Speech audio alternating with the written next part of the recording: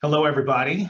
I am Ray Cepeda. I am the founder and director of ABA Skills in Asbury Park, and thank you so much for joining us tonight. And I especially want to thank my friend, colleague, and one of the most brilliant behavior analysts on the face of the planet, Marsha Questel, for helping out in the background for a lot of the stuff that I can't be doing while this presentation is going on. So anyway, for those of you that know me, hi, I see a couple of names in the list, people that I haven't seen in a very long time, which I think is great, like Carrie Ann Eldora. I haven't seen her in, I don't know, 20 years, something like that. I'm just gonna say that. And then there are a couple of people that actually attended the last presentation. So thank you for coming back, because that really means something if you're coming back to a workshop given by ABA Skills. So anyway, just a quick background. So I've been working with kids on the autism spectrum. It seems like forever, but it's probably been about like the 25 to 27 year range. It seems, as I'm getting older, my memory's starting to fade, right? So anyway, I started out as an instructor at a little school in Cedar Knolls, New Jersey, and then was an instructor in some home-based programs. And then eventually got absorbed into the Lovaas Institute, where I received the bulk of my training. And what's interesting about working at the Lovaas Institute is, contrary to what you may have heard or what you may believe, they are the most creative, innovative, and some of the most interesting people with fascinating ideas about treating kids with autism. So a big part of the program was language development. And well, actually, the bulk of my training was in language development. So yeah, we did self-help skills and toilet training and stuff like that, but that was always a teeny tiny part of the program. So anyway, I'm going to talk to you a lot about the stuff that I learned while I was at the Lovaas Institute, and I have some references at the end. I'm just going to go over quickly with you when we get there, because I think even though some of them might be a little older, they're still very relevant, and I think that you should definitely have them and have access to them. So anyway, after my time at the Lovaas Institute, I became an administrator in a few different applied behavior analysis schools. And back in 2003, started ABA Skills as private consulting, and just been really focused on working with kids with autism. And I've had the very unique experience of actually working with kids that have gone from being like non-vocal or only partially vocal to achieving typical intellectual and educational functioning and no longer require services from people like us, from teachers, instructors, therapists, behavior analysts, etc. And so part of that process, of course, involves language training, not only conversational language and understanding abstract language and being able to use it and generalize and learning language from the environment as it's being presented, but it's also on the part of the people that are generating the curriculum, understanding that what you have to do first before you can do something else, right? Yes, I'm talking about prerequisite skills. So when we're talking about language training, what I'm talking about is prerequisite skills like vocal imitation, because we all know that imitation is one of the primary elements to all learning. And so one of the things that I do for some families and some schools is I'll go in and take a look at their case at a learner, and I'll review all the data and look at all of the programming, and I'll work with the learner myself and see what's going well and what might not be going so well. And I mean, solely with a focus on the child's ability to communicate, whether it's with an augmentative communication device, whether it's through vocal language, whether it's through a picture exchange, because I want to make sure that the child is learning to imitate language at whatever ability that they can. And I would say, I'm going to make up a statistic, 90% of the time, like most of the time, the kids that I do these program reviews for are significantly deficient in the area of language training, especially in the area of vocal imitation for young children.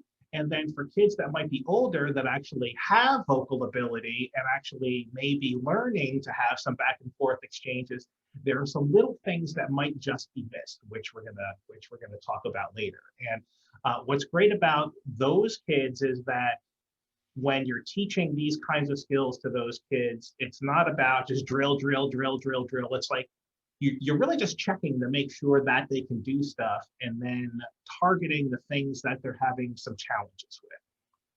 So the person that's developing the program or the curriculum, it's like this constant analysis of what are they doing? What do they have to do next? What do they have to do before they do those things? And once I've identified that, do I really need to teach it in this discrete trial format? Can I teach it in a more natural way? Can I just use a system of exposure? Will this particular learner just acquire the skill that way? So anyway, I just want you to keep some of that in mind, because when I talk about vocal imitation, I'm talking about it for all our kids, because a lot of questions that I get usually after workshops like that is, hey, would you do that with a 14-year-old or a 15-year-old, et cetera? And the answer more often than not is probably going to be yes. So one of the resources that I think you guys should have is this book. Okay, so the reason why this book is interesting is because Dr. Lovaas basically outlines some very, very important and specific vocal imitation exercises, discrimination training with vocalizations, how to get kids that are what he called mute back in 1977 or non-vocal to start producing sounds. And it's very, very interesting. And yes, back then they used aversives. Believe me, I get it. So just skip over that part, because we all know that we're not doing that today. But anyway, here I'm just going to show you this book again. It's called The Autistic Child: Language Development Through Behavior Modification, written by Dr. Lovaas back in 1977. It's no longer in print, but there are copies on the internet, usually through Amazon. You can usually find one. But in this book, and I find this quote interesting. He says, "The mute autistic children with whom we worked were not imitative. The establishment of imitation in these children appeared to be the most beneficial and practical starting point for building speech. The first step in creating speech then was to establish conditions in which vocal sounds could be learned." So when you go on to read more, so there was nothing like the motivating operation back then, all right, in 1977. That just wasn't a thing. So let me just double check. Okay, just want to make sure that I'm not getting a message from Marcia. So there was no such thing as the motivating operation back in 1977, right? So, but he still describes teaching at the table, doing discrete trial instruction, and then creating these opportunities for kids to produce language when they're away from the table. So it's just interesting reading. I know it's old, it's history, but I think that if you are specifically interested in understanding how to assemble a primarily language-based curriculum for your child, for your client, for your learner with autism, then you should have that book and you should read it and you should definitely understand it. So I just want to go over some info on some of the kids that I'm currently working with. So the reason why I think that this is relevant is because the techniques that we're going to talk about tonight, I use specifically with these kids. And I didn't use all of them, I used some of them. And also, like I was telling Marcia earlier, that when I assembled this presentation, it was like 150 slides because there's so much to talk about. So I hope that I willed it down to just the stuff that you guys are going to find the most useful, interesting, and you can just start doing tomorrow. Anyway, so here's here's one of my current clients. So she was a nonverbal girl diagnosed with autism at 2.5. Mom and dad did the therapy initially. They didn't have any therapist. They just dove right in, started doing it. Um, so 4 years later, at 7 years old, she's finally conversational and attending an integrated class with her typically developing peers with no additional support in school. So I am providing some tutoring to her outside of school for reading, and Marcia does some work with her on socializing. So that's really interesting, because how do you go from being nonverbal or non-vocal? And I know that for all of the practitioners of verbal behavior, I know we can have this whole discussion of, that all kinds of behavior is verbal, and we're specifically talking about vocal limitation. So just humor me. So, so how do you go from being nonverbal to being fully conversational and getting into basically what would otherwise be a mainstream class? Well, it's a very long journey and requires a constant analysis of all of her little skills and replacing all of her idiosyncrasies, or at least most of them. But it started just with imitation, and not only vocal imitation, but imitation skills, right? Because kids have to be able to imitate. And it's not only that they need to be able to imitate, it's that they should develop novel imitation skills. So what you should not have in your learner's program are imitation programs that have very, very long mastered lists that you have to maintain. Because if you have very long mastered lists and you have to maintain those skills at a very high frequency, then the learner's not learning to imitate. They're just learning to imitate going like this when you tell them to go like this, right? So really, all these imitation skills, including vocal imitation at the single sound level, at the multi-sound level, at the word level, and phrases and sentences and longer multi-term discriminations, are all teach one and probe for generalization skills, right? So once you start establishing good instructional control over a few sounds, you have to probe for other sounds.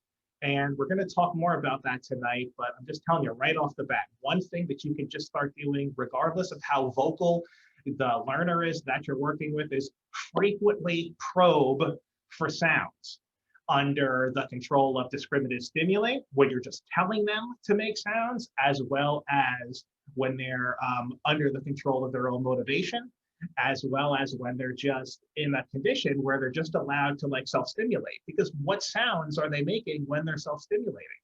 Because sometimes the sounds, especially for kids that are non-vocal, when they start acquiring the ability to approximate certain sounds, some of those sounds start creeping up and showing up in their alone / self-stim time. And it's interesting to have all three conditions existing in their program all at the same time.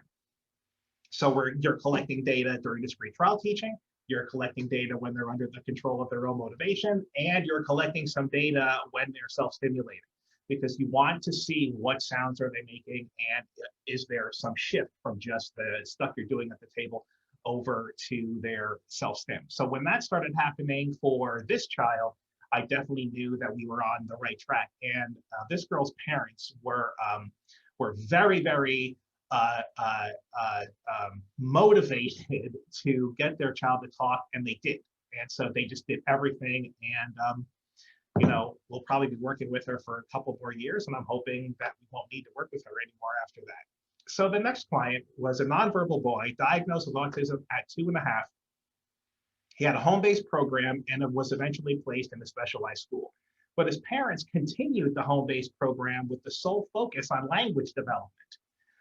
So my colleague, Sarah Heller, was a consultant on this case before I was, and then Marcia was also a consultant on this case before I was, and the two of them kind of set the whole foundation for me to go in and just tweak some of the language stuff. And so after a couple of years now, after having to spend a whole lot of time teaching them how to use an augmentative communication device, because we never know if our learners are going to talk or not, but we put we were just hammered out vocal imitation, hundreds and hundreds and hundreds and hundreds and hundreds of trials every single day, without fail, hundreds of trials. I can't stress that enough. Hundreds of trials, not like, oh, we did vocal imitation today. Oh, how many opportunities did he have to produce vocalizations? 20. Well, that's not going to do it. That is not going to do it. If your learner is non-vocal right now, and then that child needs hundreds and hundreds and hundreds of opportunities a day under all three of those conditions. So just something to like think about. So now, so at 5 years old, we made the shift away from his language programming being some combination of his device as well as him producing vocal language to just not using his device at all. And now he's only doing his programming with vocal responding. Just one correction about that. I'm waiting to have some very specific things done on his device because he needs some safety protocols, right?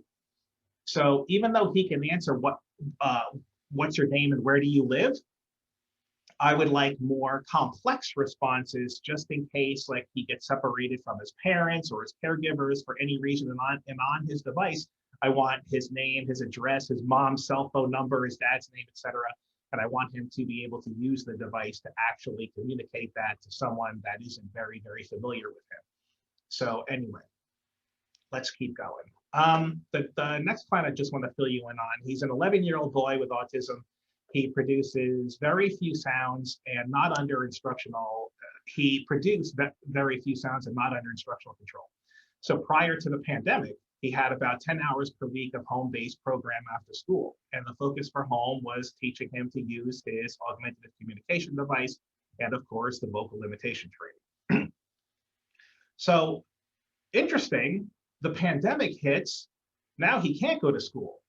So now he has a full home-based program, and he has such an excellent group of teachers now that are working with him. And there's one in particular, her name's Christine, and boy, did she hammer out the vocal imitation with this kid when I started working with him a few years ago. And now he can produce single word responses. So, and he can produce a lot of combination. A lot of approximations of other sounds. But the exciting thing is that he tries to talk first. If you ask him something, tell him something, if he wants or needs something, he tries to talk first before he goes to his device. And if we don't understand him, we just say, get your device, he gets his device, or he gets angry and has a tantrum, one or the other. But, but like either way, I think that the point is that it was just intensive teaching of vocal imitation. And then once we had some instructional control over a few sounds, it didn't have to be extensive, it was a few sounds, anything he responded with or initiated with on his device had to be followed up with some kind of vocal approximation. So obviously these kids have and had the ability to get to where they are. I've worked with kids that we've done tons of stuff and did it for years and got little to no results. So I know that there's a subgroup of kids out there, but I don't look at kids like that. Every single child that I work with, I have a vision in my mind that I'm having a conversation with that kid about what they like, what they don't like, where they went with mom and dad, and they're just doing it. And when I'm putting together their curriculum, I am solely focused on achieving that goal. And that's why when I say hundreds and hundreds and hundreds and hundreds of trials. So if the kid is not toilet trained, we'll do some toilet training. Kid needs reading, writing, and math. Sometimes I don't care. I mean, because especially if the kid's in school 30 hours a week, and then he comes home and has 10 hours a week at home, that 10 hours a week, I want nothing but language, right? Talking, vocal imitation, just over and over and over and over and over again. One learner that I didn't put on here is a young man who is 21 now. I've been working with him since he was 3.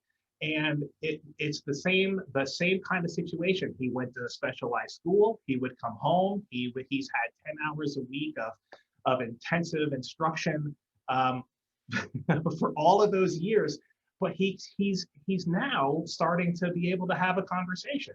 I mean, so his parents never gave up. They said, you know what, we just keep seeing a little bit more every week, every month, every year. We see a little bit more. We're just gonna, fight for this home-based program until he just maxes out, right? Until he's achieved his full potential. And when I started with him, he was aggressive and didn't have any language. And it was interesting how we got him to talk because it was roughhousing. His first word was stop, or an approximation of stop, because I would pick him up, I'd throw him over my shoulder. He liked roughhousing. I'd tickle him, I'd throw him on the couch in his living room, and then I'd tickle him, and then I'd say stop. And then I'd start like tickling him, and then I'd say stop. I wouldn't say tickle because I wanted him to understand that his language could terminate this, not just keep it going, which yes, that's powerful, but I think that getting some specific environmental stimulus to terminate is more powerful, especially for a lot of our kids, since he had tons of problem behavior. Our kids that have tons of problem behavior, if they could tell you no, stop, leave me alone, I don't want to, imagine how much less problem behavior that they would have. So I'm like, let's just teach them to say stop. So that's how we got him to say stop. Basically, reflexive condition motivated operation. So anyway, back to our next client. So we have a nonverbal boy, just started with him last June, diagnosed with autism at 2.5. His mother does all of the vocal language training. So we work together about 6 hours a week. So the only sound that he produced at the start of treatment in June of 2019 was E. And it was very, very stimmy. He would walk around, he'd go E, and so we don't reinforce that particular sound during the work. We used to, but we don't anymore. So after 6 months of treatment, about 4 to 6 hours per week, there's significantly less E's and approximate, and now he can approximate ah, and O. And he produces other sounds spontaneously during the treatment session. As a matter of fact, I just saw him right before we had this workshop tonight, and here's my handy dandy clicker. I'm sure you're all familiar with it. So what I do while I'm working with his mom, coaching her through the sessions with him, is I click every single time he makes a sound outside of the trials, during the intertrial intervals, during his breaks, while he's just doing his puzzles. And so today he made 120 sounds, not different sounds, ah, oh, some mms, some issues, like a couple of other unusual sounds that we've never heard before, but he did that 120 times. And that's up from 0 back in June of 2019. Now you might be saying, wow, that's a really long time to just be working on a couple of sounds. But remember, it's just 4 to 6 hours a week. So the cumulative number of hours that he's been doing is the equivalent of a full home-based intensive treatment case of about 6 weeks, something like that. So actually, I think he's doing very, very well so far, and his mom is amazing at doing the treatment. Now, I am working in since December, working in close collaboration with his prompt therapist, who's Tracy Kellner, who is, for you people that live on Long Island who are familiar with Tracy, Tracy is probably the most talented speech therapist, prompt therapist, at least one of the that I've met in my career. And I know that you might have some specific feelings about prompt or not or whatever. But the bottom line is that between her coaching the mom to do prompt and me kind of teaching mom to do this kind of intensive teaching with the sounds and her physically manipulating him, the data are looking really good, and I'm very, very happy. And so, we'll see what we have about a year from now. So what facilitated each child's success? Okay, actually, before we get here, there's a couple of things. So you people that are getting CEUs, okay, I have my little list here somewhere. Okay, so here's what's going to happen. I am going to give you 3 keywords during the presentation tonight. And then what you're going to do is you're going to write down those keywords, and then you are going to send them to me in an email. You're going to send them to Ray, R-A-Y, at abaskills.com. Okay, so you're going to write down the 3 keywords. I'm going to give you one now and then 2 later. And you're going to send them in an email to Ray at abaskills.com. And just to make the keywords a little more interesting, if you want, so I have some unusual keywords, and I want to know, like, if you can identify the movie that this first keyword came from. So the first keyword is blind melon chitlin. That's Chitlin, blind melon chitlin. Do you know what movie that came from? Because if you do, we should probably be hanging out. So there's your first keyword. So write down the keywords. I'm not going to repeat them again because that's how we track your attendance during the workshop, and that's how we meet the BACB requirement for attendance. Anyway, what facilitated each child's successes? All right, so some very, very different kids, but they do have some things that are in common. The home program focuses on vocal language. So for those of you working in schools, I know that it's very, very challenging to have like 500 trials a day of vocal imitation because there's just a lot of other stuff that goes on. And believe me, I get it.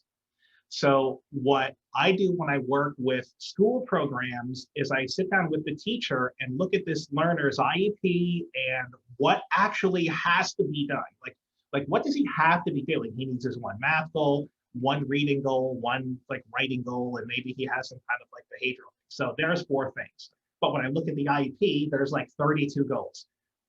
So do we need all 32 of those goals? Or can we just have a couple of goals that focus on shaping language, doing vocal imitation, or other language-based programs? And then, we try to modify it, and it's usually a bit of a rigmarole that has to happen in order to make those changes. But usually my argument, I guess you could say, with like administrators sometimes, if they don't want to make changes or we're looking at making changes to the IEP, is let's try it for 3 months. Let's look at the previous 3 months. How much stuff has this kid acquired as far as vocal language goes, or if he has a communication device,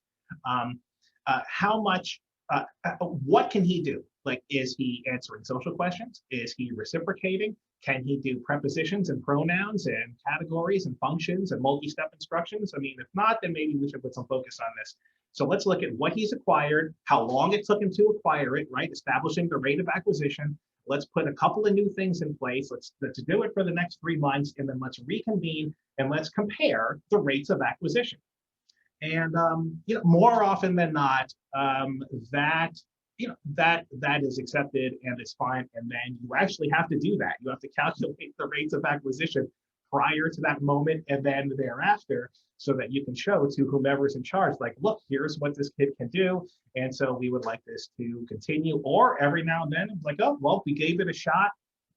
It's not turning out the way we like, but at the very least, we have a couple of new teaching procedures. He learned a couple of new skills, and maybe we'll have to go back to something that looked like it was before, but it's always just changed just a little bit. Okay, lots of variation. Okay, I'm sorry. So multiple procedures that are implemented simultaneously. So we're going to talk about that. But just quickly, if you have a learner that's non-vocal, they need a communication system. They should have a device. They should have something. They should have text. They should have something, right? Something. So you're having them work on that. You're having them work on vocal imitation. You're having them use PECS. Maybe you're having them do sign language, and you're collecting data on everything, and you're contriving opportunities for the learner to use any number or any one of these communication modalities and trying to determine which one does the learner select, right? Which one's easiest for the learner? And then that's probably the one that you're going to start working on. And then maybe you stop doing a couple, but you always keep the vocal training. Always, always, always, always, always. variation between therapists. So targeting the same things, not always in the same way. So something that I know that you're probably doing and that you say is like, we have to be consistent from one person to the next. We need consistency. We need this. We need you to be doing the same thing that you're doing, to do the same thing that you're doing. So my answer to that, or my comment is maybe. I mean, maybe, because there are some kids, yes, if you deviate a little bit, you know, they're not responding, or what one person's getting better results than another person, et cetera, blah, blah, blah. But here's something to think about as the person that's actually assembling the program. Let's say there's some variability in the way 3 different instructors are implementing some specific teaching procedure.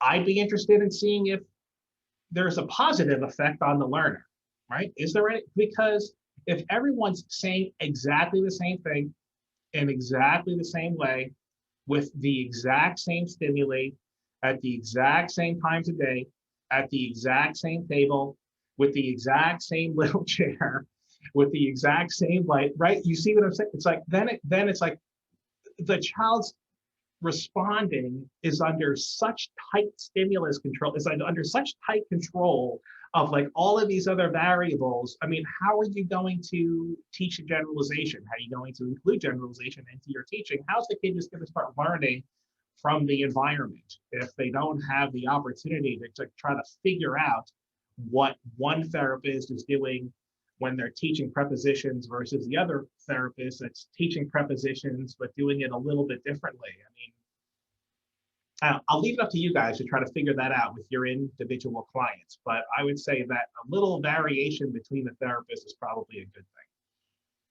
And then targeting a specific number of opportunities per day to produce vocalizations. So it's not just discrete trial training I'm talking about. I'm like, so because kids need the teaching at the table, you know, they need the contact reinforcement, they need the discrimination training, but then what are they doing away from the table? Are there activities that they like doing, or where you can embed the opportunity to produce vocalizations? Are you taking a few minutes, like periodically throughout the day, where you're just giving kids that have high rates of vocal self-stimulation or non-contextual vocalizations to engage in non-contextual vocalizations, and then having someone write down the different sounds that they say for that 5-minute period? So then you have 3 or 4 or 5-minute intervals a day of data like that. And then now you have some very interesting insight into either new sounds that the learner's making, or like I said earlier, that some of the training that you're doing is actually starting to show up in this condition where it's all maintained by automatic reinforcement. Now, isn't that interesting? Okay. And multiple approaches implemented simultaneously. So here's what I'm talking about. So you can reinforce any vocalization that the learner produces, and we're going to talk about some specific teaching procedures. Pairing vocalizations with reinforcement, which I'm sure many of you are probably already familiar with. Doing contingent vocal imitation, which I'm sure many of you are already familiar with. Doing frequent probes for new sounds, which you may or may not be doing. And by frequent, so usually it goes by number of hours, but like a long time ago when I started working in this field, like every kid I worked with had 30 to 40 hours a week of intensive one-to-one instruction. Like that's just the way it was. That's obviously not the case anymore. So you have to calculate the learner's rates of acquisition in their language programs, in the appropriate skill domains for the different language skills, and especially with vocal imitation, if you're going to expand it, and then make some kind of determination how often you should be probing. I would say that if a child's attending a school-based program where you have like 2 half-hour blocks a day, where over the course of that half hour or over the course of a full day, maybe there's like opportunities to respond vocally to some vocal language program, like let's say 20 to 30 times. Well, that kid, you probably don't need to probe more than once a month. But if you have like 10, 15, 20 hours a week, you're probably going to be probing every 1 to 2 weeks. And I mean, it doesn't take long. It just takes a few minutes. You just run through a whole bunch of sounds, and the kid can say it or they don't. Then you wait a little while, you do it again. You wait a little while, you do it again. And you do that about 5, 6, 7 times, and then you look at all of your data. So what are the sounds that are the highest probability under under instructional control? Pairing sounds and words with vocalizations, which is easy. Like if I'm going to teach a kid that this is a clicker, I'll say clicker, and then I'll just give them something that they like. I'll do clicker, and then I'll give them something that they like. Clicker, give them something that they like. Then clicker, and then maybe I'll like use it in like vocal imitation, or I'll use it as like a labeling program and use vocal imitation as the prompt. And of course, the Kaufman Speech Praxis Kit, which I am a huge fan of. Okay, so we are going to start discussing some teaching procedures next. So these are the procedures that have produced long-term lasting and meaningful results for my clients. And they're variations of some of the books that I'm going to show you right now, some stuff that's in these books, and of course the research papers that are going to be at the end of the presentation. So I already showed you this, right? The autistic child, behavior modification, language development through behavior modification.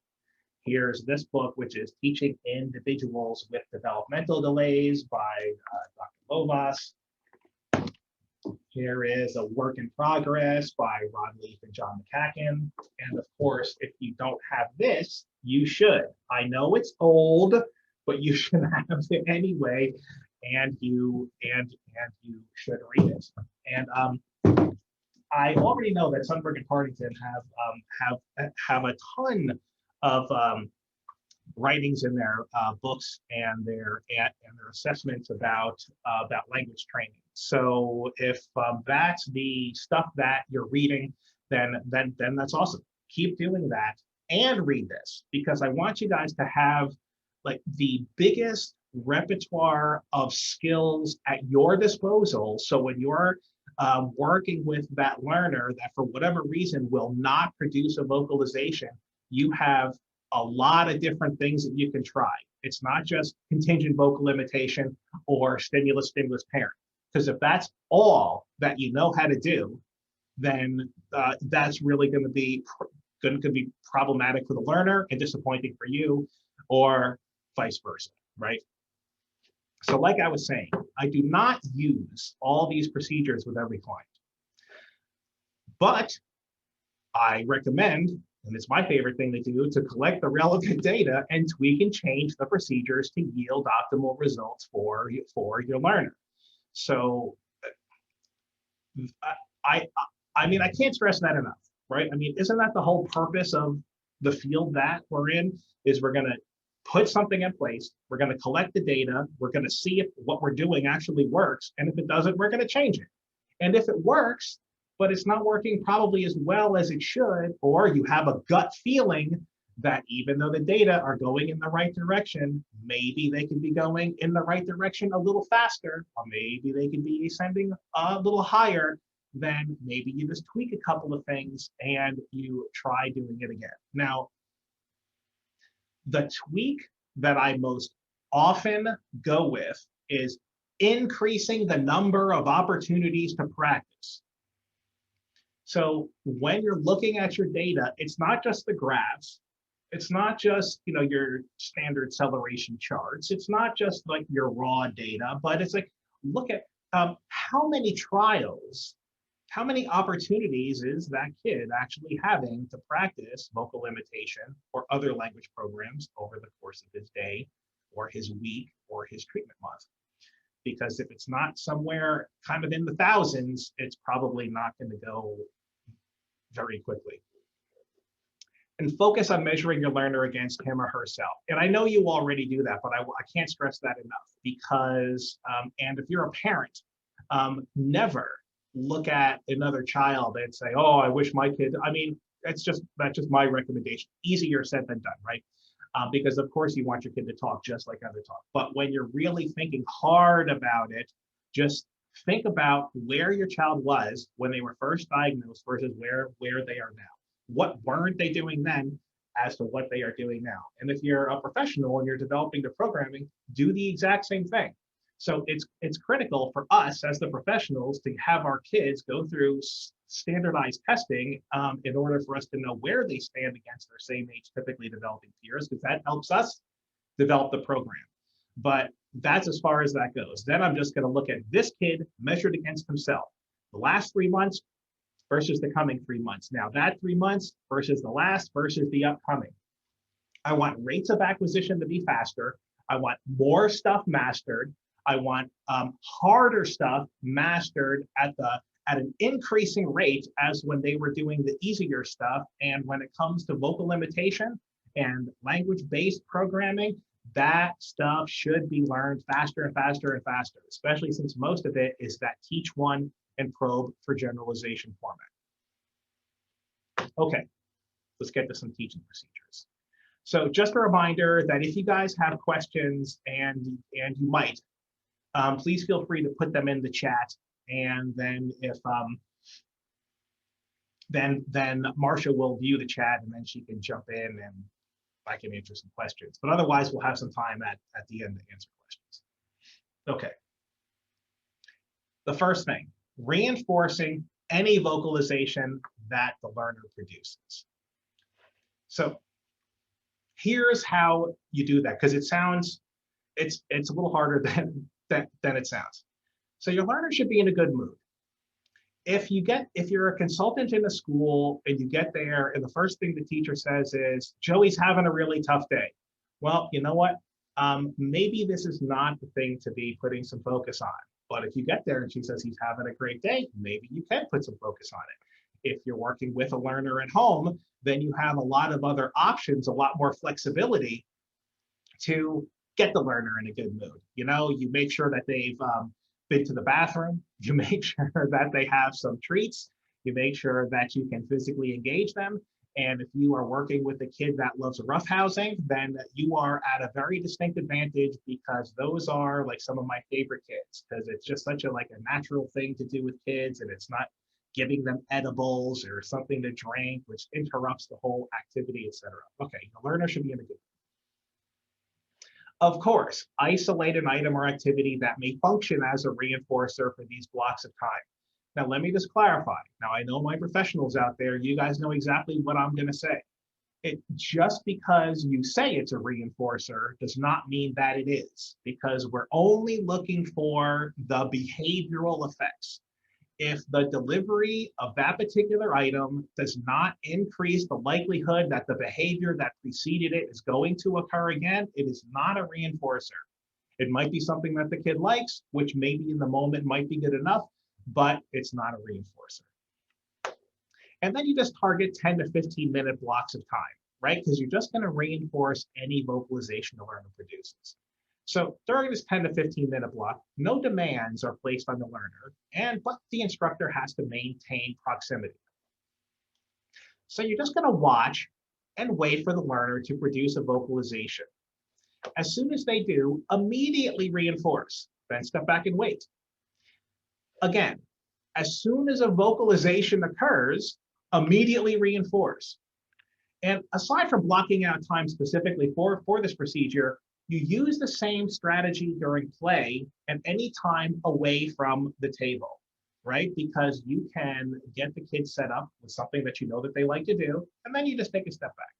They produce a vocalization, and then you just pop something in their mouth, or you give them a drink, or you give them a tickle, or you pick them up and you throw them on the couch, or you make them laugh. That's the thing you're looking for. Is the kid laughing? Is the kid having a good time? Because if they are, they're probably going to produce more vocalizations. They're probably going to be paying a lot of attention to you, which that's not bad though either. Because if you're not paying attention to them and they're producing vocalizations, because now you're building this history with them of when they vocalize, something good happens. I mean, isn't that really what you're looking for anyway? So this kind of procedure can go on for a long time, or it may go on for a short time, just depending on how the learner responds to you. Because if you're super fun, then there's going to be other things that this kind of thing can morph into. But if you're not super fun and you're just, you're like a behavior analytic robot, then you're just going to be, then the kid's just not going to like you or like the procedure. Sorry. So this is very easy for parents to do outside of the treatment sessions because that's all you have to do. Like with the 8-year-old boy that I'm telling you about, that the mom does all the therapy. She's like, "What's my homework?" Okay, catch him making a vocalization. Go over, give him a hug. Okay, very easy, right? Go now, make him laugh. Like during the teaching sessions, I'm like, okay, he's on his break. Go make him laugh. And she just does. Like she just knows how to make him laugh. And you know that goes a very very long way because he gets all excited and happy, and then he starts producing vocalizations. We reinforce them. We plop him in the chair. She starts telling him to make different sounds. He might make that sound. He might make another sound, but any sound that he produces that is not the sound E during that he typically makes when he's self-stimulating or when he's just in this automatic reinforcement condition, all those other sounds contact reinforcement. Okay, your data collection. So you use a couple of different color clickers or tally counters to track the number of vocalizations within the target interval. So one clicker you can use for maybe a few target sounds that you've heard the learner make before, and then the other clicker you can use for new sounds. If you are only doing just sounds, then you can actually just use the one clicker, okay? Let's go back for a second. Then your data display, calculate the rate of vocalizations per 5 minutes and plot that number on a line graph, or if you're using some other chart, use that chart. So I like to calculate the rate per 5 minutes because they're 15-minute blocks. The math is very easy. Right at the end of each teaching session, you'll calculate the total number of vocalizations across all the targeted intervals. For example, the kid makes 50 vocalizations. Calculate the total number of minutes. So if you practice for 5 15-minute blocks, the total number of 5-minute intervals is 15. And you divide the number of 5-minute intervals by the total number of vocalizations, which would be 3.33. So you're averaging about three vocalizations every 5-minute interval, which isn't terrible. That's not terrible to get started with because it's better than 0, right? So here are some pros and cons of doing that kind of procedure. So the pros are great. Low demands on the child. May increase the frequency of vocalizations. Fantastic. May shape more purposeful vocalization. Excellent. May establish the instructors as a source of fun and preferred items. Well, that's just wonderful, right? Sounds a little like Perry. Child may learn to approach the instructor, may help shape up eye contact, may increase likelihood of other sounds. And then you can use some extinction, which can then shape up the dimensions of the sounds that the learner's producing. So that's all really good stuff. But there are some cons. It takes a long time to show results because literally with some learners, you stand there and wait for them to do something for 15 minutes and just nothing will happen. I mean, because that's just the way it starts sometimes. And then the hardest thing is to explain to your colleagues or the teacher or a paraprofessional or a parent, yeah, this is what I'm doing. I'm getting your kids to produce vocalizations. They're like, well, it looks like you're standing there in the middle of the room holding a box of crackers and not doing anything. Like, yeah, but this is ABA. This is, really, seriously, just like give me a chance. No, but seriously, before you start doing this, you definitely have to sit down with whomever's in charge, whomever's hiring you, so that you can explain to them what may happen. And that may happen for a while. You might get some 15-minute blocks of time where the kid just is just doing whatever it is that he wants to do and is completely ignoring you. But then there will just come that one fateful day where they're going to produce like just the itty bitty little teeniest, tiniest of like some kind of sound, and you're going to go rushing over to them and you're going to go, wow, that was amazing. And then you're going to pick them up and throw them over your shoulder and bounce them around and give them a big chair ride. And the kid's not going to know what happened, but they're laughing and having a good time. And then you quickly walk away. So now the kid's just going to be looking at you, and then they might start, doing their like thing again. But then that little sound accidentally comes out. The same thing happens. It doesn't take a whole lot of that for our kids to figure out what's actually causing you to come right over. It's fun, actually. So once the procedure yields some results, you can introduce extinction or just the basic time delay, right? But this is actually how This is when like having more like a round table discussion is cool because I like talking about how typically developing kids acquire language through reinforcement, extinction, etc. So you're basically doing the same thing. So once the child has learned that when they produce any vocalization, the instructor will deliver some kind of physical feedback, edible, or other preferred activity. The child attends to the instructor and produces a vocalization. The instructor looks at the child but does not deliver reinforcement. See, so you're not ignoring the child, you're actually responding to them, just not in the way that has been established that is the consequence that they're used to. But then the child produces another vocalization or a louder vocalization or a variation of one of the vocalizations. And then the instructor delivers the reinforcer, right? So you're getting that extinction-induced variability in that time delay and reinforcing the new sound or the variation of the old sound, even if it doesn't even like sound like a sound. It's something and you're gonna reinforce it. And then you need to sit down and figure out, are you going to continue to reinforce these sounds? Are you going to place these sounds on extinction? Are you only going to use extinction-induced variability on this one sound or two sounds? So those are some of the decisions that you're going to have to make in order to determine what the rest of the team is going to do. Okay. So that's all fun and games. So let's talk about pairing vocalizations with reinforcement. So this is certainly something that you may not be familiar with, right? So again, we're going to isolate some preferred items and activities for this procedure. You sit across from the child on the floor. The instructor and child will, okay, you start again. You sit across from the child on the floor with the instructor and the child in a chair, or the child in the chair with the adult on the floor, depending on the size of the child. It doesn't matter. You're going to say a sound 3 times that you've heard the child produce, and then just deliver reinforcement. Repeat again or model a different sound 3 times that you have heard the child produce, and then deliver reinforcement, okay? That's very, very simple. So you say ba, ba, ba. And something that you have to figure out is how much delay should there be between the presentation of those different sounds? And we're going to talk about that in a second.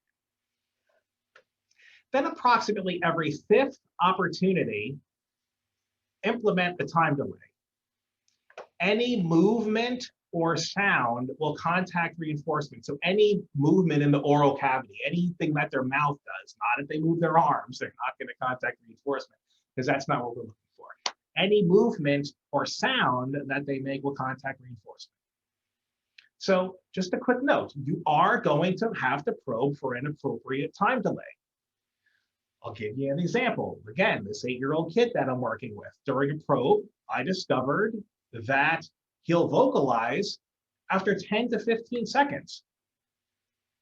And here's how I figured that out. It was completely by accident. I wasn't like very scientific. So I'm working with his mom, it's over Zoom. You know, they live in a different state and I'm coaching her through this. And I said, I just want to see what's going to happen if you wait 5 seconds. Let's see if something happens. And so after 3, 4, 5 non-responses, I said, let's wait 7 seconds. 3, 4, 5 non-responses. Okay, let's wait 10 seconds. 3, 4, 5 non-responses. But then he actually produced a vocalization right when my little timer rang. I was like, oh, isn't that interesting?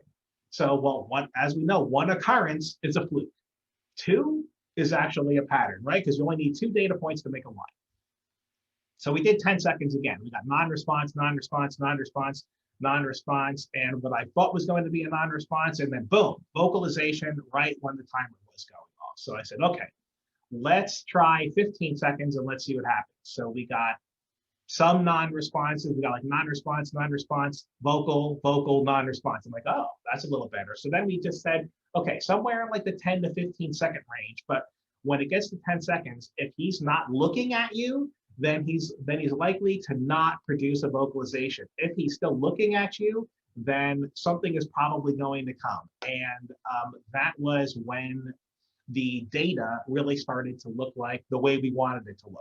So on average, about 40% of the opportunities that he has to produce a vocalization using a 10 to 15 second time delay, he produces a vocalization, and about 10 to 15% of the time he matches the vocalization. Now, I know those data aren't like astounding. You aren't saying to yourself, oh my God, that's amazing. 10% of the time he can match the vocalization. But keep in mind that this kid gets 4 to 6 hours a week of one-to-one instruction from his mom, doing nothing but vocal imitation and vocal language training. And that's it. So there's a lot of downtime for him.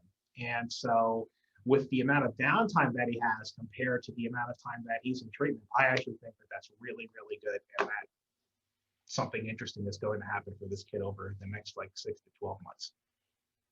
So no hard and fast rules with the time delay. Just figure out what will or will not work for your learner. Okay. So how do you know if the procedure is working? So again, the learner is making some attempt to move their mouth or vocalize during the time delay, right? Because this is your learner that's never made a sound or only produces 1 or 2 unusual sounds when they're engaging in non-contextual vocalization. They don't have to produce a sound to contact reinforcement. They can just move their mouth, or they could just be looking at your mouth. If they are looking at your mouth, then they're signaling to you that they kind of understand what's going on. There's just something going on inside them, because being able to produce vocal language is an incredibly complex physiological process, right? But if they're looking at your mouth and they're trying to figure out what's going on over there, that should contact reinforcement, because you're on your way. And the criteria that you set should only be about 50%, right? Because 50%, and then you're going to try to get to the next level of complexity. Because if you set your criteria 75, 85, 90% of opportunities, that kid's going to be contacting reinforcement for looking at you for the next 3 years. But what's going to happen like before that happens? They're just going to stop looking at you because nothing interesting ever happens when they look at you. Right? So anyway, so now that the learner is starting to produce the sounds you're modeling during the reinforcing any sound the learner produces procedure, right? You've been reinforcing the sounds. You've been trying to shape them up. You're catching them. They're trying to move their mouth. They're trying to move up. They're making little breathy noises. And then when you're doing that reinforcing any sound the learner produces procedure, you're starting to hear a little when they're just over on their own, doing their own thing. And then you should be very, very happy when that happens, because I mean, obviously we don't know what's going on inside the learner, but I would like to think that they're trying to figure it out, right? They're trying to figure out what all this stuff around here is all about. When the sounds that are modeled are starting to occur outside of sessions. So one of the first questions that I ask some parents that are at like this very early level is, did Junior produce any of the sounds or any approximations of the sounds that we've been practicing during the sessions? If the answer is no, the answer is no. Sometimes the answer is yes, or sometimes the mom or dad will say, you know, I think I heard this the other day. I was doing this and he was doing that and he kind of made this sound. And I'm like, well, and if it's a sound that might be different or unusual, but we can kind of write it out phonetically, then we'll target that sound during that next teaching session. Because why not, right? Because you never know. That's why I'm saying you probe frequently, because once you start getting control over a couple of sounds, you don't know what the learner can now produce, because you've only been asking them to produce a couple of sounds. Just, I don't know, 2 weeks ago or so, I was working with a family, and again, the mom does all the therapy, and she's a special education teacher, and she's an amazing therapist. And I said, why don't you go get those color cards from the Language Builder card set, and let's just see if your daughter can say some of those words.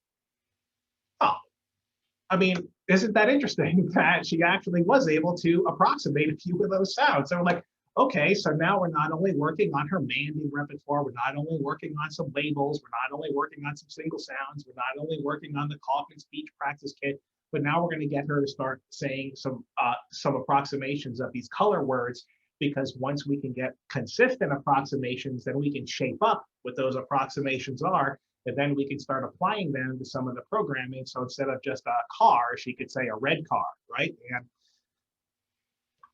we'll just keep going from there.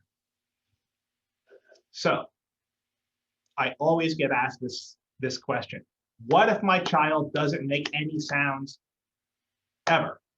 So I did kind of say that. I did kind of answer this. So your first target response would be just to look for any mouth movement and anything the learner starts to show you that they're focusing on your mouth. That's just where you have to start. If the child's not producing any sounds, then that's where you start. And like the 21-year-old young man, now I'm in a very unique position where, I mean, I work basically like, with the exception of like a couple of cases, I work exclusively in home-based programs. So when I say I've been with this young man, he's 21, I've been with him since he was 3, I mean, that's rare, right? That you're actually working with a learner for that long, and the family's like that vested in what's happening with their child, right?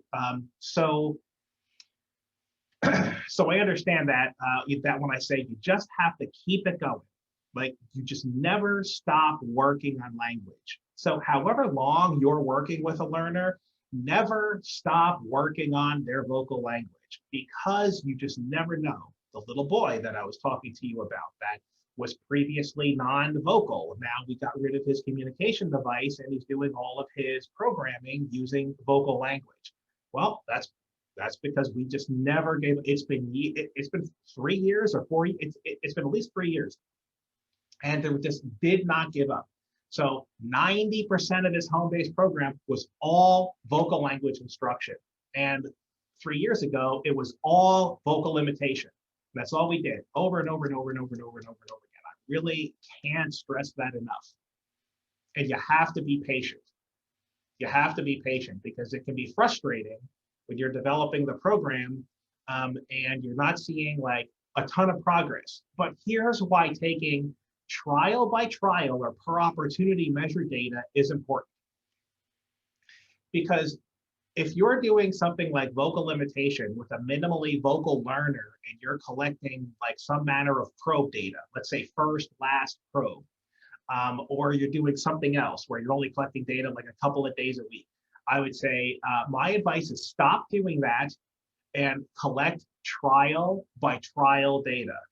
Every single opportunity at the table to produce a vocalization is tracked, because there's a big difference when you see on Monday there were X number of opportunities to produce a response and he did it 3% of the time, but then 3 days later it was 8%. A couple days later it dropped down to like 0, but then he got up to like 12. And like these aren't high percentage points. Like this is what you're going to see. But there's a difference between 3 and 12 that's significant, right? And then you just keep chipping away and chipping away and chipping away, and that 12 turns into a 20. The 20 turns into a 50, and the 50 turns into like a 60 or 65, and then it hovers there for like a year. But you're able to introduce all kinds of other sounds, conduct all kinds of probes, and you're just kind of hovering in this 50 to 65% range, which is exactly what you need, or it's all that you need in order to keep going. So don't get trapped in this, it has to be 75, 80, 90, 100% of the time, or we're only going to collect probe data. No, when it comes to this kind of programming, every single opportunity has to be tracked exactly for the reason that I just said. Okay, let's get serious. Once the learner is demonstrating these responses, approximately 50% of opportunities implement the appropriate time delay. Okay, once the time delay has been implemented, intersperse reinforcing, looking at the instructor's mouth and or the learner moving their mouth with specific presentations of developmentally appropriate sounds, such as ah, o, oo, e, a, p, t. So that's a good place to start. And I didn't just make up those sounds. That's the exact word, that's the exact sound sequence that comes right out of this book. And that's the exact sound sequence that I use. Very, very simple. It's all right there. Okay, let's keep going. Okay, what if my child gets prompt? Prompt is very, very popular now. And I know some of my colleagues have some thoughts about prompt. So what does it even stand for? So prompt is an acronym for prompts for restructuring oral, muscular, phonetic targets. And according to the Prompt Institute, it says that it's a multidimensional approach to speech production disorders and has come to embrace not only the well-known physical sensory aspects of motor performance, but also its cognitive, linguistic, and social emotional aspects. Wow. Okay. Well, that sounds intense. Well, so here's kind of like my layperson interpretation of that.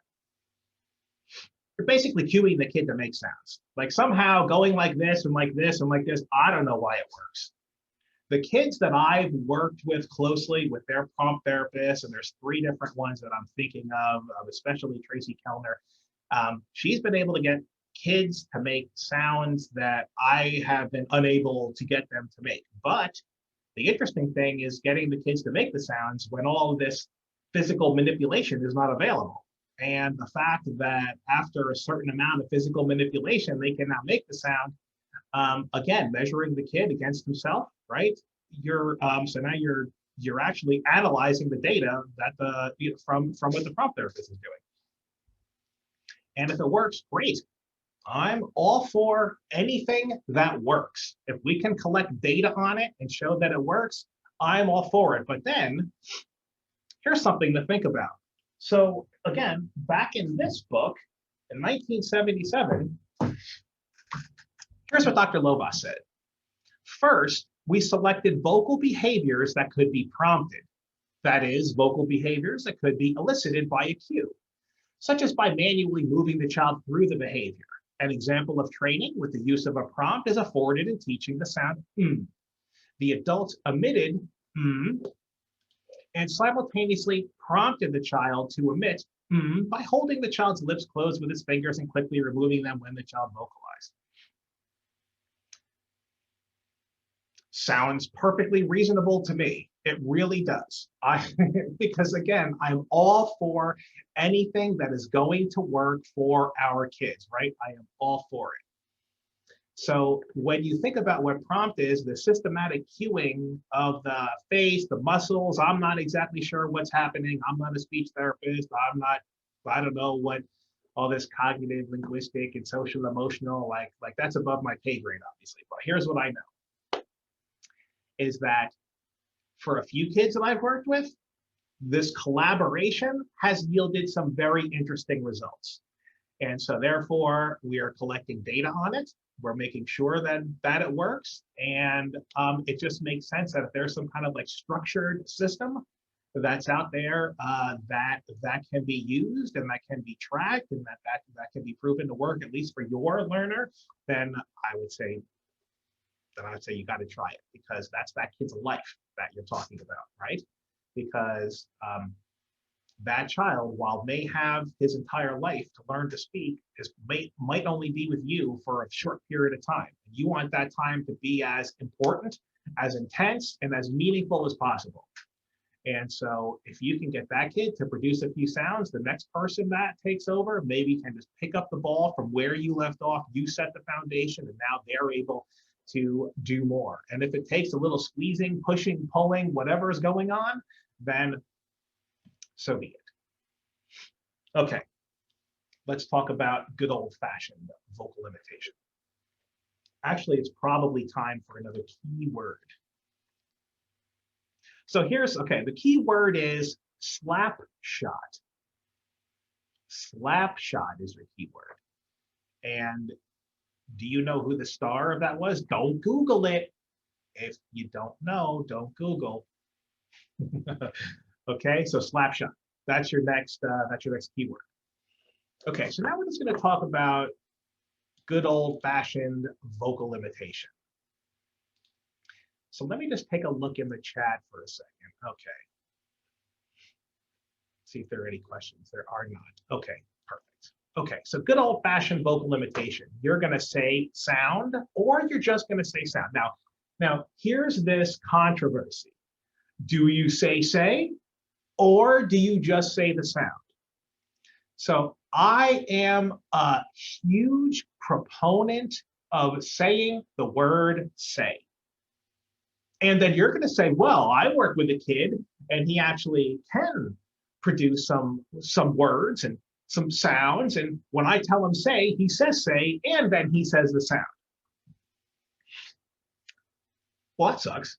I mean, obviously, because that's not what you're looking for, right? But I can tell you how to fix it. It takes a little finesse and it takes a little expertise.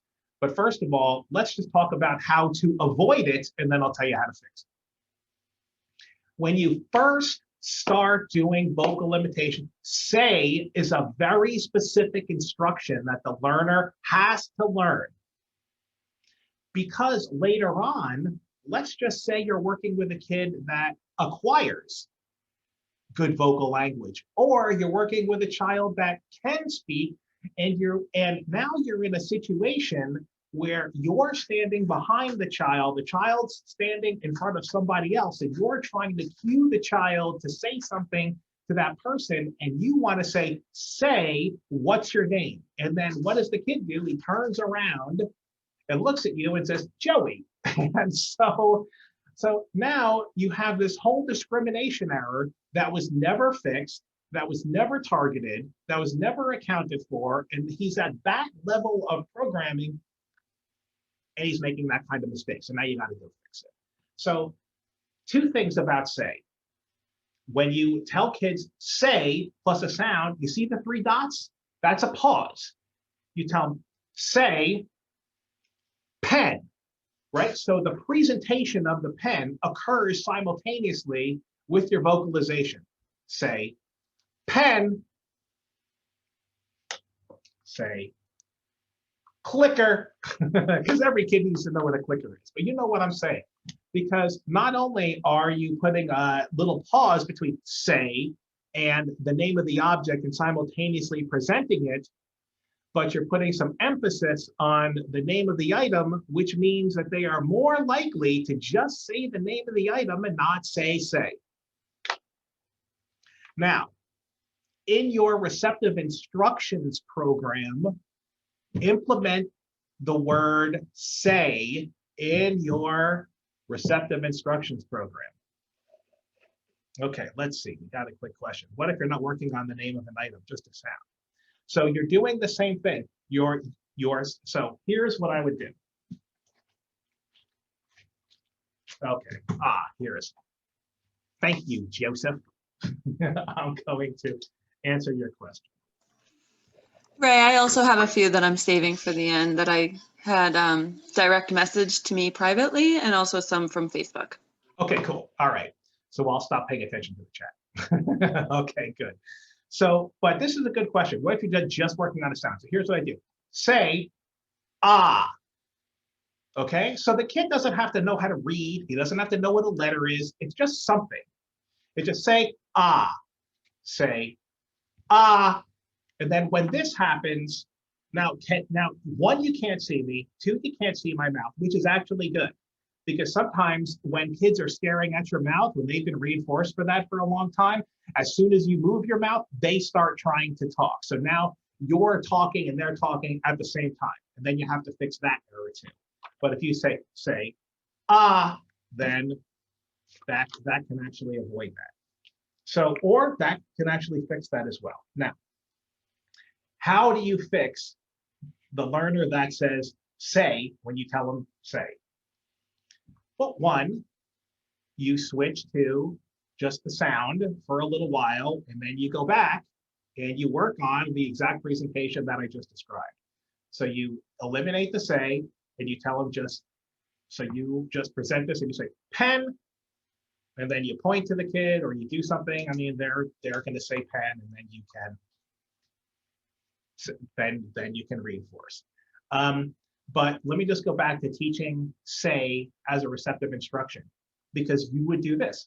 Clap your hands, touch your head, say ball, and the kid says ball, and then reinforce heavily. So you differentially reinforce the response to say versus the other targets, versus the other things. So you put say in your receptive instructions program, and you target words or sounds, and you differentially reinforce. So more reinforcement for responding to say correctly than the other mastered responses.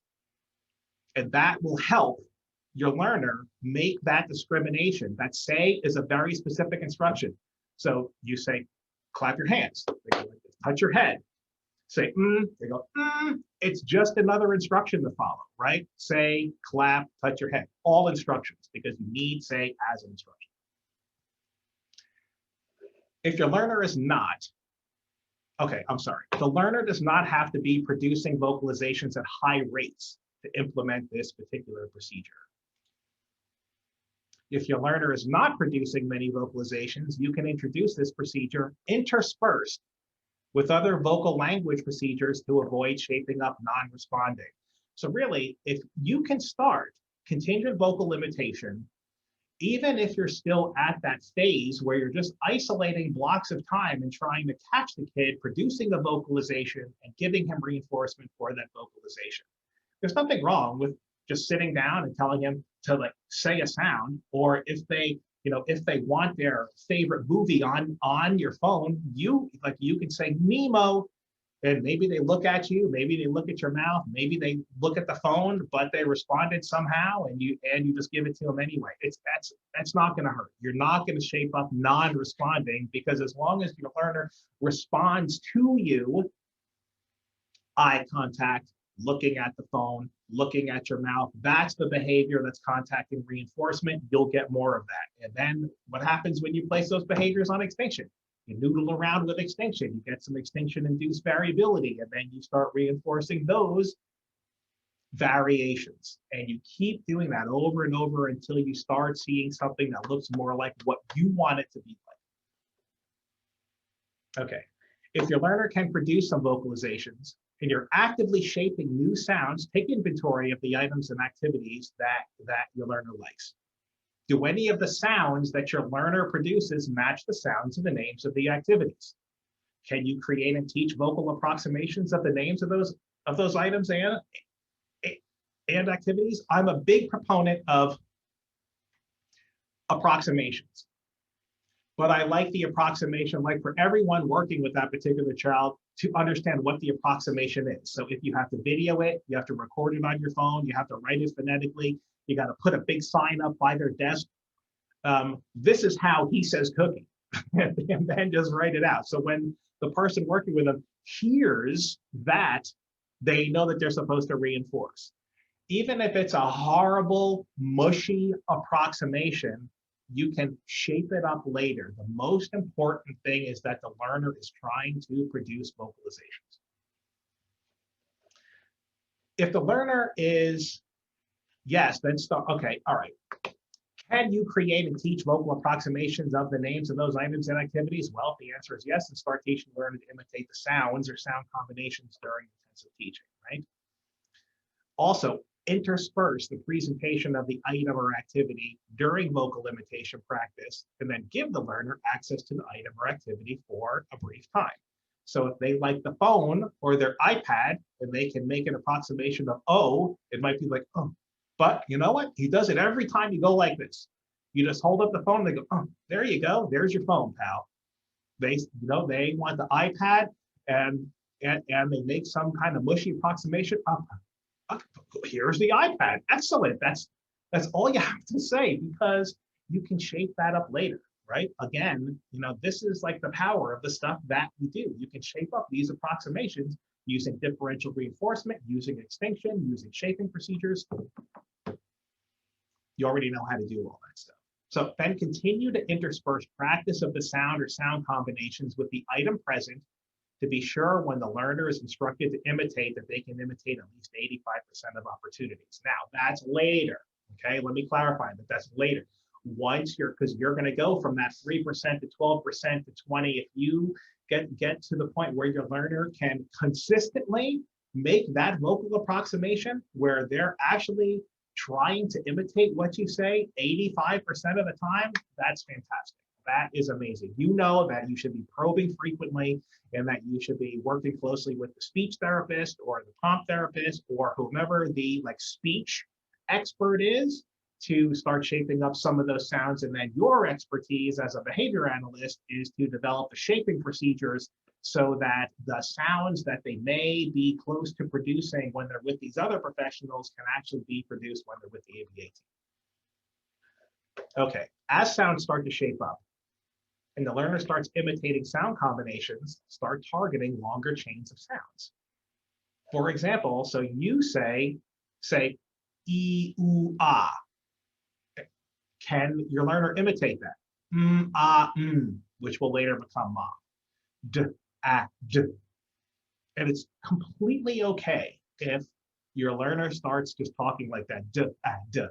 I know that a lot of people hate the way ABA people assemble language and this and that, but again, shaping, differential reinforcement, extinction-induced variability, three very, very powerful tools that we have at our disposal that when used properly can shape this from being d, ad, to d, ad, to dad. And k, ook, e will later become cookie. Or even if it's just key or oo, e, the kid gets a cookie because that's what they can do. They're doing the more than one sound. They're being very clear with you that they're trying as hard as they possibly can to get those sounds together to get the item that they want. Then target the sounds that will later form the names of other preferred items and activities and or items that the learner engages with every day. So let's just keep going. So here's for you consultants and parents. So as a consultant, especially with families that I see in frequently, like once a month, once every 4, 6, or 8 weeks, I'm not there to do the probes, to do all of the stuff that I'm talking about. So luckily, there's something that's been basically done for you. There's this Kaufman Speech Praxis Kit that you can buy online, and it has a very systematic sequence of sounds. And I like it because people that don't have a lot of ABA experience can use these cards. Basically, you just work with that. It takes very, very little training to get someone trained up on how to use these cards because I just highly recommend it. Get the kit, read the instructions, and you're going to see that this can be an invaluable tool. So if you're not already using this, I think you will be very, very excited about using it. So once a learner starts to produce some sounds during the vocal imitation procedure, I may introduce the Kaufman Speech Praxis Kit. This kit will reduce the number of probes of sounds and sound combinations and words, but that's fine because you will still need to conduct these probes, but you won't have to do as many. So instead of doing more formal probes, like if you were going to do once every week, you could now do just once a month because the person actually doing the work can just pull out more cards and just go through the card and then tell you whether that particular learner can actually say the sounds on those cards. All parents and team members can move on to the next targets once the learner meets criteria without waiting for consultations, right? So you say, hey, when Joey can say this particular sound for 3 consecutive sessions or 15 consecutive times or opportunities, go on to the next sound, go on to the next card, go on to the next set of cards. Very systematic, I like it. Okay, so I'm sure that someone out there saying, why doesn't he just do man training? Okay, well, yeah, well, I do. But it's only one component of teaching language, right? Because that's what I was saying at the beginning. There's multiple things that we probably need to be doing simultaneously, and doing or shaping sounds under the control of the motivating operation is certainly one of them, but it's not the end all be all. So I do prefer contriving opportunities for learners to speak first, to track and increase the frequency of vocalizations, making note of what vocalizations the learner is making, keeping track of errors, shaping up articulation, and implementing extinction procedures to reinforce variability in vocalizations. Okay, So for those of you not familiar with the motivating operation or what it is, never heard it before, so here's my non-scientific explanation. If your learner is deprived of some item or activity that they really, really love, and the only way that they can gain access to it is by producing some kind of vocalization, when that item is presented without any specific instruction, they may actually produce a vocalization. And it just kind of works like that. It's almost like magic. No, but seriously, when it's like anything. If you are deprived, if you are a coffee drinker and you are deprived of coffee all night long, and then you wake up in the morning in that state of deprivation, all the motivation you have to go make coffee, or you're so motivated that you actually set up your whole coffee system the night before, that all that behavior is under the control of motivating operations, because you want your reinforcer, you want your coffee. Well, that kid wants that phone, and the only way that he's going to get it is to say coffee.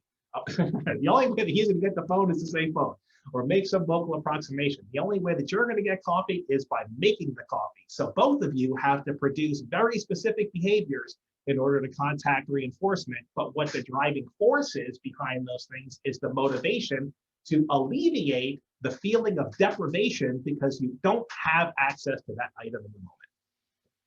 So vocal limitation under these conditions can be very effective to shape articulation, word approximations, words, longer utterances, depending on the skill level of your learner. Okay, here's one contrived manding procedure. Let me just check something because I want to keep track of time, because we're already coming up on 7:30. Okay, no, we are actually good for time, and I want to make sure that we have time for questions. Okay. So here's one contrived manding procedure. So this is something that I used to love doing when I was doing a lot of one-to-one instruction for a couple of reasons. So one, collect items or activities that the learner prefers. And I know that there's somebody out there saying, I work with a kid, he doesn't like anything. Okay, well, that's a discussion for a whole different day. Sit on the floor with the items around you, but you have full control over the items. If the learner likes roughhousing, do that with them on one side of the room. Abruptly stop and go sit by the items that you have collected. Wait for the learner to approach you. If the learner does not approach you within 1 to 2 minutes, go back to roughhousing and then go sit by the items again. I know what you're thinking, so just bear with me. If the learner does not approach after a few attempts, focus on the learner manding for the roughhousing activities. Not saying more, saying something like, up or tickle or some kind of vocal approximation, any sound, eye contact, mouth movement, anything to signal to you that they want the activity to continue. But if the learner does approach you, immediately offer a tiny piece of an edible item or something to drink, and then don't say anything.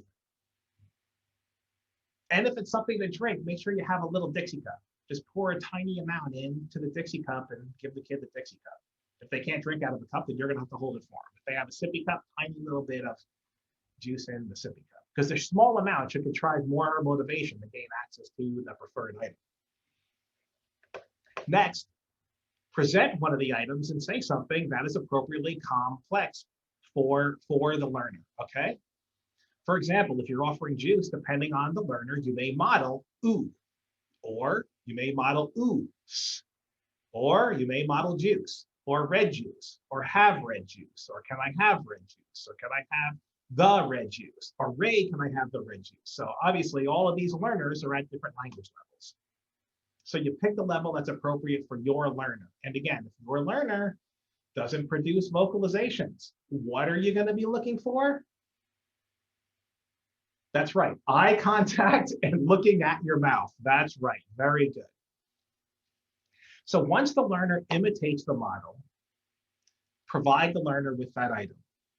Go back to engaging them physically, make the learner laugh and have fun, and then go back over to the items. And be sure to intersperse giving the learner freebies. In other words, sometimes just give one of the items to the learner without having them produce a vocalization, right? Keep the motivation high, keep the fun going. It's not always about demands. It's not always about what you want. It's not all about you. Be sure that you are targeting increasingly complex vocalizations and that these vocalizations are practiced during vocal imitation drills as well as under the control of the motivating operation. Okay, we're going to talk about vocal imitation for learners at speed. So here's the really critical piece that I have to make sure that you're doing. You're probably all already doing it. Just want to make sure. Have the learner practice the responses that are going to be needed in upcoming programming and vocal imitation prior to practicing the response in the program. Responses do not have to be drilled and killed. You don't have to teach a kid that can talk to say, the cat is an animal 1,500 times. If you tell him, say, the cat is an animal, and he says, cat's animal, well, then you have a little work to do. You got to shake that up. But if he says the cat is an animal, okay, then do it a couple of more times, maybe over the next couple of days, 2 or 3 more times, just to probe it and make sure he can do it. Good, check it off the list. If you're working on other programs like prepositions, we're going to talk about that. So just be sure that the learner can imitate the response. That's all. For example, if you're going to be working on describing objects and the SD is tell me about the ball, so while showing the learner the ball, the learner should have practiced the various potential responses in vocal imitation. And notice I said the potential responses. It doesn't always have to be the exact response that they're going to say, because that's how you wind up with a kid that just has all kinds of crazy rote memorized responses. And then when you're trying to teach them to have a conversation or do some kind of reciprocation, which is a teach one and probe for generalization skill, they can't because they're trying to figure out which pre-programmed response that you want out of them. So you do some variations. You prompt them to say the ball is round. I can kick the ball. I can throw the ball. You hit it with a tennis racket. It's a football. I play with it on the playground. And then the kid can say all of these things, which you just practiced in vocal imitation. Then later on in the day, run the program. Does he say one of these things? Does he say a combination of them? Does he say something else? Because at the very least, you know that when you're going to prompt him for a vocal response and your prompt is going to be vocal, he's going to be able to produce that response, contact reinforcement, you implement your transfer procedure, differentially reinforce, and now you have some new vocal behavior. And prior to starting manding for information or conversation training, be sure that the learner can imitate asking questions. Like the example that I gave before, more often than not, if the learner does not practice this in vocal imitation, you will have to fix that discrimination error within the program or stop that program and go fix that discrimination error, right? So if you want to teach a learner to say, where's the iPad? And you tell them, say, where's the iPad? Or you don't say, you're just one of those people that will just look at the kid and model, where's the iPad? Then the kid just looks at you because he's not sure. Is he supposed to be answering, imitating, reciprocating? So again, the non-responding is a form of a discrimination error. Something to think about. Do question asking in vocal imitation. Say, what's your name? Say, where do you live? Say, where's my iPad? And make sure you're modeling the appropriate inflection so it doesn't sound weird.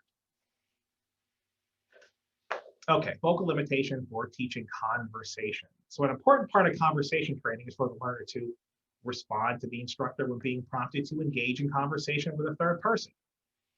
Practicing the getting and giving information procedure, which is, for those of you that may or may not be familiar, getting and giving information, you're working with your learner, you tell him, go find mommy and tell her that, that you colored with a purple marker.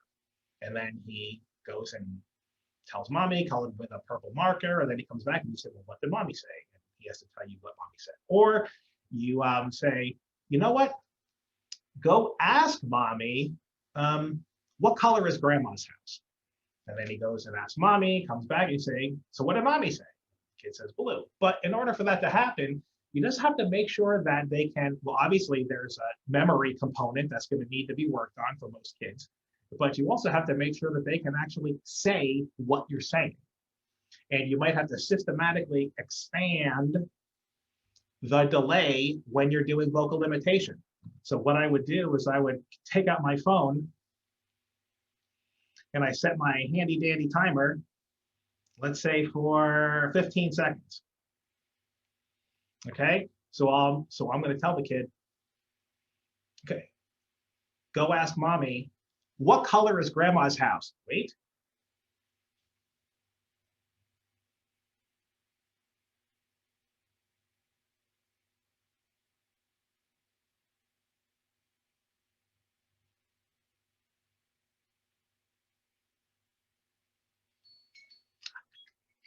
What did I say? So that's about the amount of time that it might actually take him to go find his mother. And if he can imitate what you said, if he can just repeat it back to you, then you know that you're in good shape to start running that program. That's a good test for that. Teaching social responses and questions during role playing. Also, all that stuff can be practiced in vocal imitation. Again, this is not drill and kill. It's not sitting there and blasting out like however many number of trials. It's just checking. You know, you're saying, say this, say that, say this, say that. Sometimes it's with the stimuli that's relevant to what you're saying. Sometimes it's just practicing saying it with lots of reinforcement just for saying it. Because when you're working with kids at like that level, they might be willing to do that, but you're just going to have to tell them, I just want you to practice. We're just practicing. And then you reinforce heavily. Okay, teaching prepositions and complex instructions. Now, this is where the vocal imitation comes in handy. If you're working on complex instructions, such as put the little yellow car behind the big red book, and then you say, where is the little yellow car? And your learner has to say, the little yellow car is behind the big red book. Well, I hope that they can do that in vocal imitation first. And you can actually take the stimuli that they're going to use and practice not this particular response, but this kind of response, which is attribute, attribute, object, preposition, attribute, attribute, object. So you take that format and then you have them practice that format in vocal imitation. Once they're good at it, then you know that they're ready to answer the question, where is the little yellow car? And of course, you have the stimuli right there on the table, so they have something to reference, but the goal is that they can give you all of that descriptive language. So be sure that the learner can emit the response. That's very, very critical. Okay, so just quickly, I want to talk to you about expanding the length of what is said. So you can use backward and forward chaining, right? You're all very familiar with backward chaining and forward chaining, so that's good. For those of you that are not, basically, if you want your learner to say, let's go back to our preposition example. If you want your learner to say this, then backward chaining is say book, say red book, say big red book, say the big red book, say behind the big red book, say is behind the big red book, say car is behind the big red book, say yellow car is behind the big red book, say little yellow car is behind the big red book, say the little yellow car is behind the big red book. Backward chaining, starting with the last word, going all the way to the first word. So forward chaining is exactly the opposite. Say the little yellow, say the little yellow car. And there's variations where you can chunk some of this stuff. Say the little yellow car is behind the big red book. So every time you pause, the learner should imitate what you just said. Pacing strips with shapes. Sometimes I'll just show a kid something that looks like this, and I'll tell them to say, my red car. And then they have to point to this, and they say, my red car. And then you take it away, say, my red car. Can they say, my red car? So at the very least, if they're having difficulty remembering, then maybe providing something simple and visual that is like fairly meaningless, as it really isn't anything, you can just easily take it away using a transfer procedure or systematically fading it. and then the learner is responding independently. If your learner has some reading ability or is doing some word identification, they can build sentences. So you can tell them, make the sentence. The big red car is under the little yellow tree. And then they arrange the sentence, and then they read it, and then you take this whole sentence away and you tell them, say, the big red car is under the little yellow tree. And then they say it. Or you can use the pacing strip with words. So instead of just the little circles, you actually put the words in the circle, or you put the words in a shape. Okay, let's take some questions. Thank you so much, Ray. That has been a truly, truly excellent presentation, and we've had lots of engagement on both Facebook and in the chat here. So I'm going to just rapid fire ask you a whole bunch of questions now. Okay. So first of all, I loved your point about varying the stimuli or allowing variation, because I do think that that has led to a lot of rote responding for a lot of learners that, you know, sometimes we meet them later in the game, right?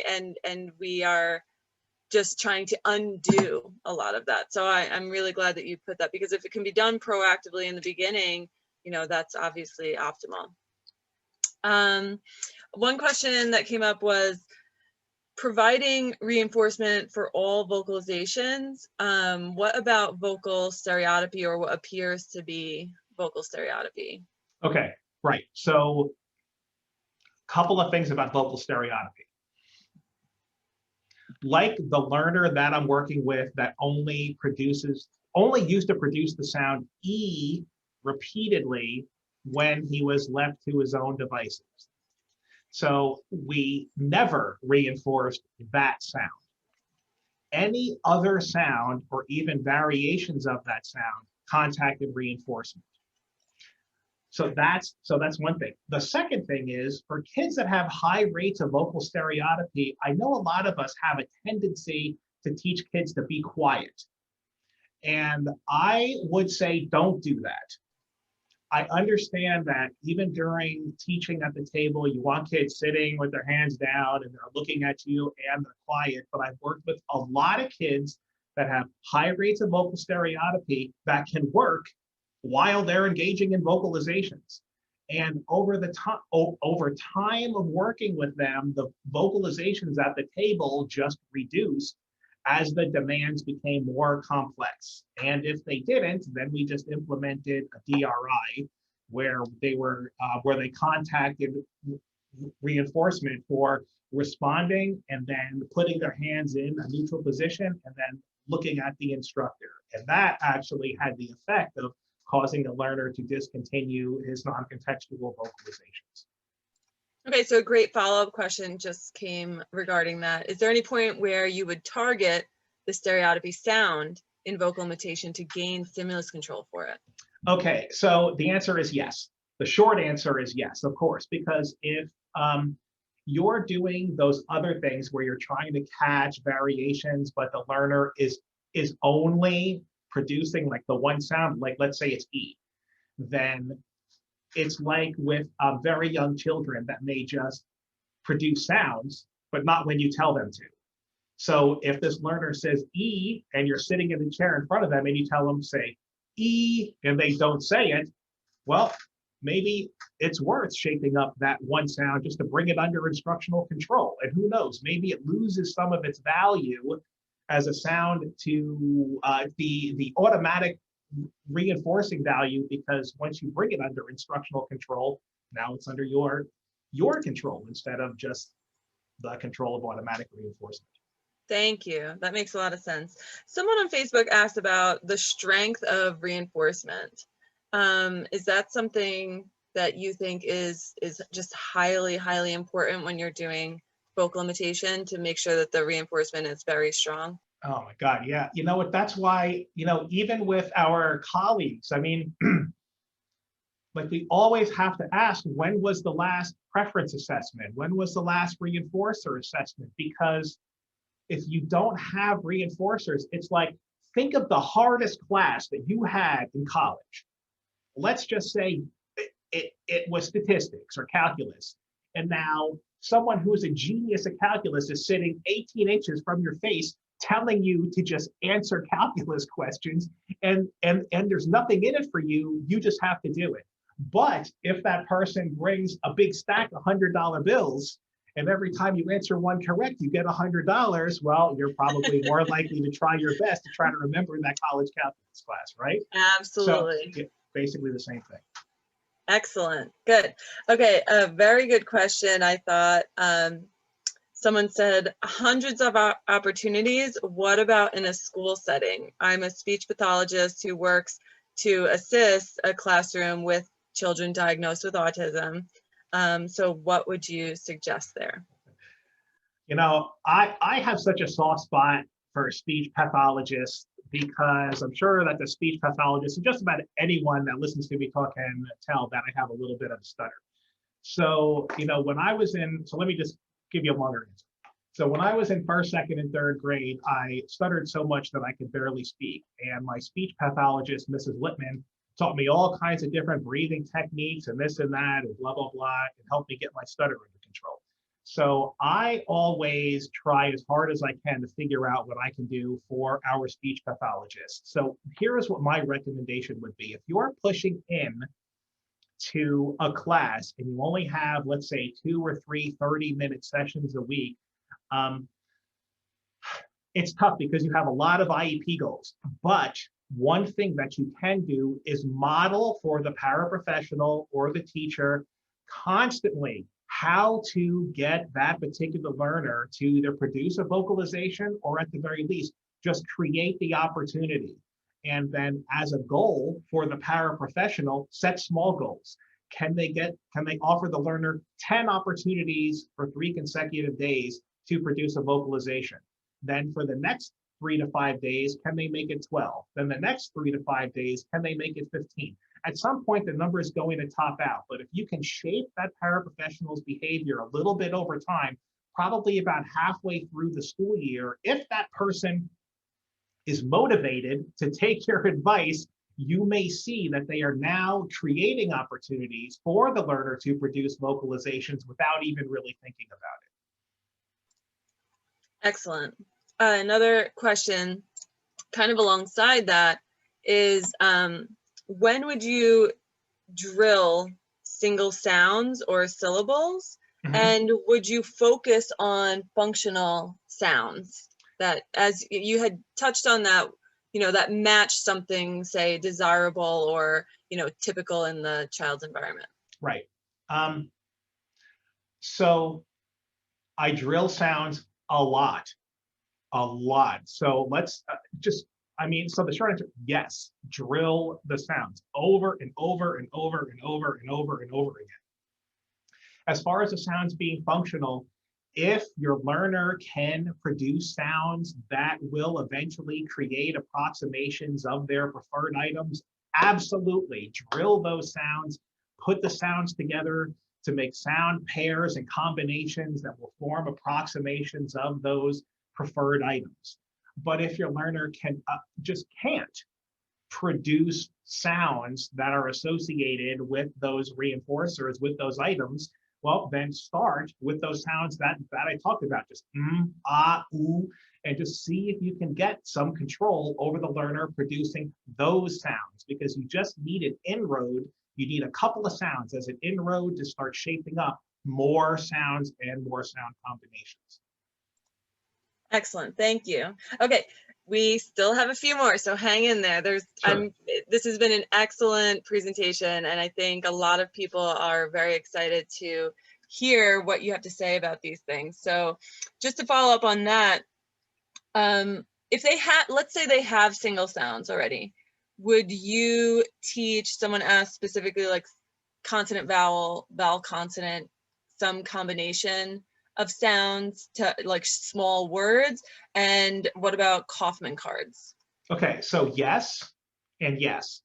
I have done sound families with lots of different kids, because for whatever reason, that teaching that way worked for those particular learners, where with other learners trying to get sounds and sound combinations in word families caused lots of discrimination errors. So if you can do it, great. If not, then you are not going to do it, and you're going to just work on the sounds, working towards the sound combinations that will allow the learner to access their preferred items. Kaufman cards, huge fan. Just talked about it for like 15 minutes. Absolutely, use the Kaufman kit. If that's your inroad to getting more sounds and other sounds, you might even just take the cards from a certain section that may actually be sound combinations that could eventually form approximations of the learner's preferred items, and then you target those cards. Okay, and then there was a question about starting with single sounds versus whole words, specifically like this. Would you start with ba for bubbles, or when you present a stimuli, do you say bubbles? Because this person on Facebook said that they would like a little clarity. They were told by a supervisor to always present the whole word, elongated, stressing the initial sound. Right. But the child should hear the full presentation of the item, like bubbles, and then you fade away the ba and then just the item prompt. Okay, so just for me, the challenge that I heard is the word always. Like, I don't always do anything. Like, I can't remember Right. one time when I've told an RBT or a paraprofessional, always do this. Versus if the learner can say, okay, let's just take a step back. So we know that kids learn language by hearing language, right? And contacting reinforcement for the language that they produce. If ba is their approximation for bubbles, then I would say, I may say ba, they say ba, then when I'm bringing out the bubbles, I'd say, that's right, bubbles. So they hear the whole word, but what I'm modeling for them is what I want them to be saying. Because if I say bubbles and they just say ba, am I getting, my question to myself would be, am I getting their best and strongest vocal approximation of ba that I'm going to later shape up to be bubbles? Or am I just kind of, just hoping, like throwing the spaghetti against the wall and like seeing what sticks? So I say ba, they say ba, I bring out the bubbles, say, that's right, bubbles, and then give them the bubbles, and I might say bubbles again. So they hear it, but the language that I'm modeling is what I want them to be saying right now. I totally agree with that answer, and I hear you loud and clear when you say we don't always do anything, right? We don't use the same package of instructions for any person, right? It's totally individualized, and when we say individualized, we mean really individualized. We don't just use that as a term. So so I think that's a great answer. So a question came into the chat here. What if my learner babbles a ton, and they will say whole words and word approximations and even sing whole songs, like a few songs, but they will not echo anything during a session? I would stop working with that kid immediately. No, that is well, that is definitely a challenge. So you have to ask yourself, all right, so is vocal imitation super important right now?